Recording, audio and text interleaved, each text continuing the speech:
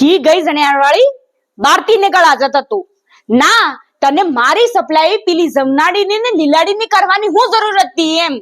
સા વટલાઈએ તો સા વટલાઈ પેલો ભમરો કરતો વે કે એમ આણા માડે ને પેલા માડા ભરતી ફરે ને આખા ગામ મે મારા નામના સુકા મિલતી ફરે